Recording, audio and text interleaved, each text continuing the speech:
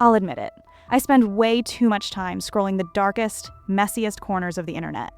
But today, I stumbled across a story that is so unbelievably unhinged, so diabolically chaotic, that I genuinely had to pause my game and question reality. You guys know I love a good messy Reddit drama, but this one takes the absolute cake. Grab a snack, because we are diving into a multi-part saga about a woman who discovered her husband's double life, and her revenge is the coldest thing I have ever witnessed in my entire life. So today, I'm going to read this absolute roller coaster of a saga while I try and build the most unnecessarily complicated villager trading hall in my Minecraft world. Thanks again for coming back to the channel. Let's just jump right into the madness. This post is titled, "Am I the asshole for legally selling the house my husband's secret second family was living in without telling him?" I know, right? The title alone is just chef's kiss. Let's read. I, 34F, have been married to my husband, Greg, 36M, for 5 years. We've been together for 8. Greg is a regional logistics director, which is just a fancy way of saying he travels across the state 3 days a week. Up until a month ago, I genuinely believed we had a perfect marriage.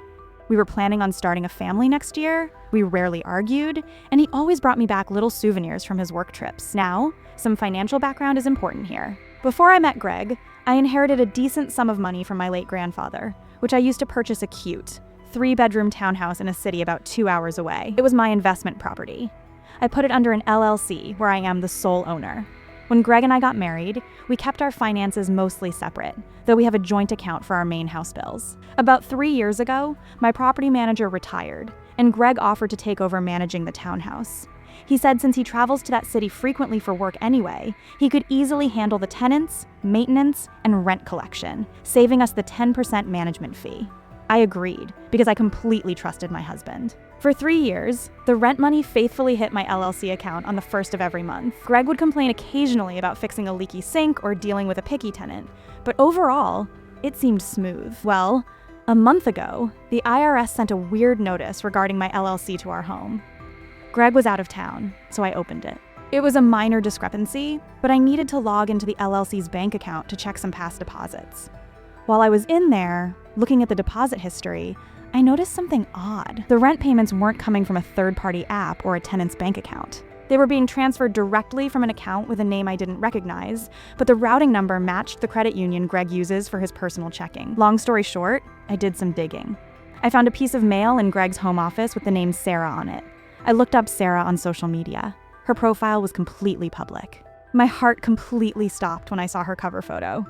It was a photo of her, Greg, and a toddler who looked exactly like my husband, posing happily in front of my townhouse. The caption read, "2 years in our beautiful home with my amazing fiance and our sweet boy." Hold on. Pause.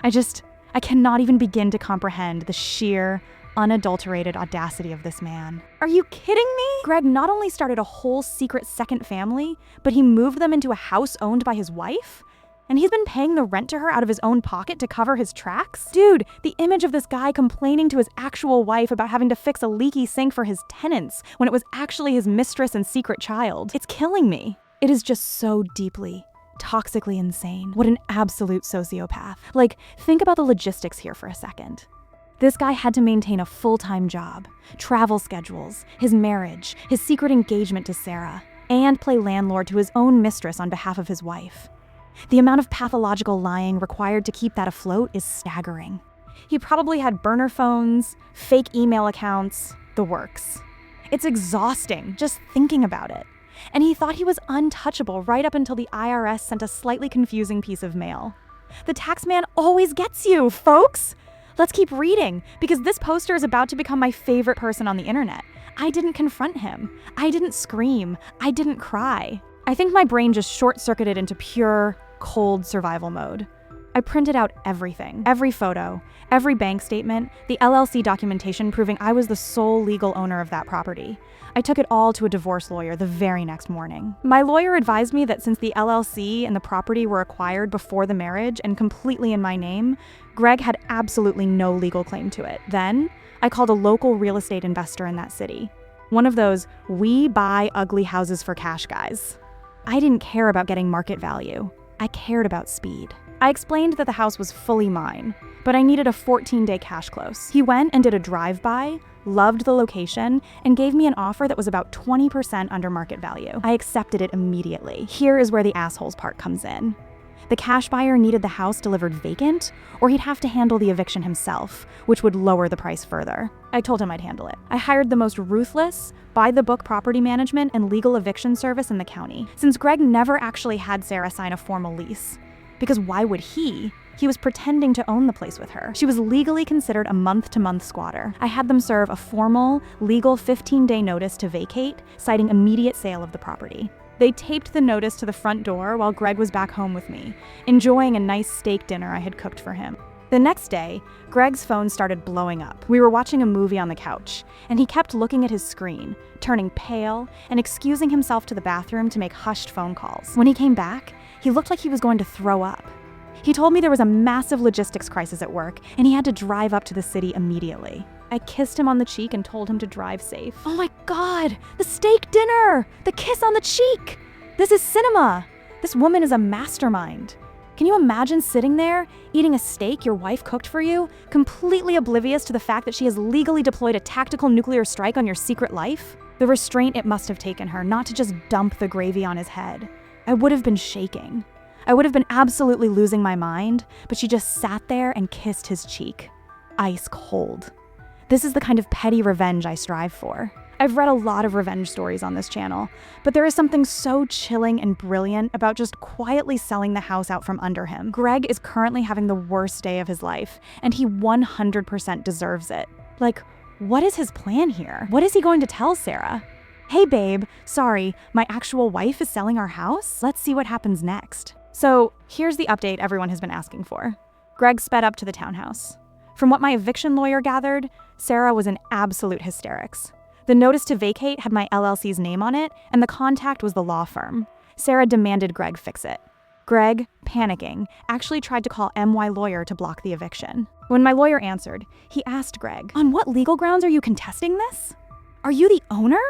Greg stammered and said he managed the property. My lawyer replied, "The sole owner has terminated your management duties effective immediately. If the unauthorized occupants do not vacate by Friday, the sheriff will physically remove them." Greg realized in that exact second that I knew everything. He called me 47 times in a span of 3 hours. I ignored all of them. When he realized I wasn't answering, he drove all the way back home, only to find that the locks had been changed, and my brother, who was a very large former Marine, was sitting on the front porch with Greg's suitcases packed and waiting for him. Greg broke down, crying on the lawn, begging to talk to me. He confessed everything to my brother, sobbing that he loved both of us and that things just got out of hand.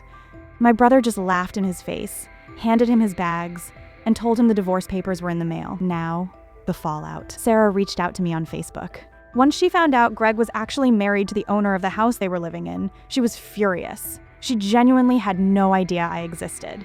He told her he was divorced and that he owned the house free and clear. I actually felt terrible for her because she's a victim of his lies too, and now she and her kid have to move abruptly. She begged me for more time to move. I felt a twinge of guilt, so I authorized the buyer to give her an extra 30 days and paid for her security deposit on a new apartment out of my own pocket, just so the kid wouldn't be homeless. But Greg's family is blowing up my phone.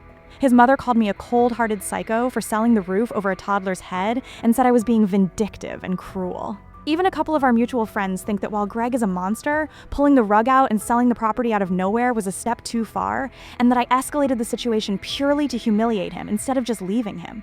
Am I the asshole for handling it this way? No, absolutely not! Are you kidding me? What is wrong with Greg's family? I always hate to see these posts where people discover the most vile, earth-shattering betrayal, and the family members somehow try to turn it around and make the victim the bad guy.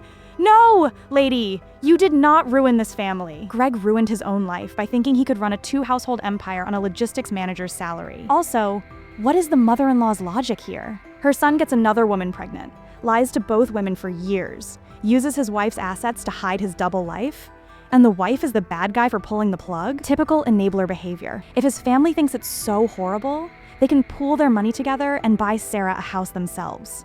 But they won't, because it's always easier to judge the victim. It's always the wife's fault somehow in these families. Disgusting. And the fact that she actually paid for the mistress's security deposit on a new place? That is pure class. She didn't have to do that. She is a saint. Greg is an absolute garbage human being, and his mom needs to be quiet. Honestly, this story just gives me so much satisfaction.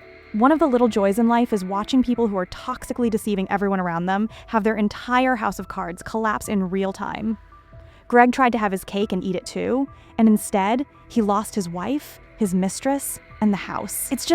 It's beautiful. Wait, guys, there's one more small update posted at the bottom. Final update. The sale closed yesterday. The money is sitting safely in my new, deeply secure bank account. Sarah and her son moved into their new apartment. And the absolute best part? Sarah broke up with Greg. Apparently, she was so disgusted by the extent of his lies, and the fact that he was essentially making her live in his wife's house, that she dumped him and filed for full custody. Greg is now living in a Motel 6 on the outskirts of town, paying out the nose for a divorce lawyer he can't afford. My life is peaceful again. Thank you all for the support. I genuinely don't think I've ever read a more satisfying ending on Reddit. That is a 10 out of 10 for me. Complete, total victory for the poster. I just love it when the trash takes itself out. Anyway, I think I've officially done it. I've built the most chaotic villager trading hall. Look at this thing. It's a complete mess, but it works. Just like that woman's revenge plan. I'm probably about done for today. Thank you so much to those of you who've been subscribing to the channel. It means so much. If you haven't yet, there's this crazy new feature where you click the like button and it totally changes color. Try it out.